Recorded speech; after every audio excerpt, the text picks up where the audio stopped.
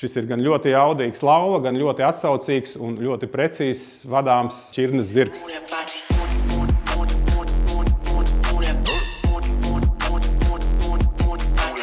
Vārdi loģika un loģistika tiešām ir no vienas saknes cēlušies. Tas ir no sengrieķu vārda logos, kas nozīmē vārds vai rēķināt vai aprēķināt. Vārds loģistika ir cēlies 19. gadsimtā. Franču militāristi to pielietoja armijas apgādes plānošanai un pašai apgādēji.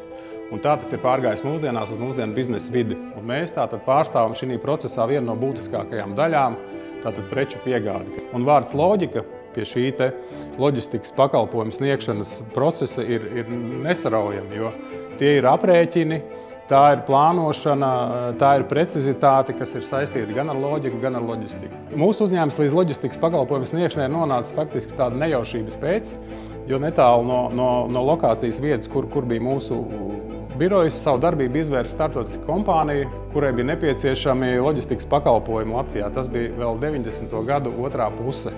Un viņi mūs uzrunāja, vai mēs būtu ar mieru iesaistīties šī pakalpojuma sniegšanā, un mēs nemirkli nedomājot, mēģinot izmantot situāciju, pārmantojot šo starptautisko pieredzi, arī iekļāvāmies šī pakalpojuma nodrošināšanā un sniegšanā. Faktiski mūsu uzņēmums ir veidojies no viena auto, un esam izauguši šo gadu laikā kopā ar mūsu klientiem lielajiem.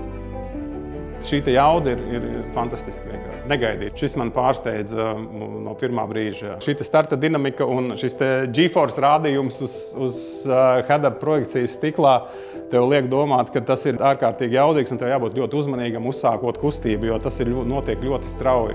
Tai pašā laikā viņš dod ļoti labu drošības sajūtu, ārkārtīgi labu vadāmību, precizitāti un kustībā arī dinamika ir ļoti liela, kas tev dod priekšrocības un tu vari ļoti droši uz ceļa justies. Es nominēju Andri Vanagu, Sakred Holding padomes priekšsēdētāju un Rīgas Tehniskās universitātes padomes priekšsēdētāju, kā ļoti jaudīgu un enerģisku cilvēku, kuram auto arī ir vairāk nekā tikai pārvietošanās līdzeklis, jo viņa privātajā autoparkā ir arī vairāk vēsturiskie spēkrati, tā skaitā ļoti rets modelis, un es domāju, ka Porsche viņam būs ļoti liels un patīkams pārsteigums šajā testa braucienā.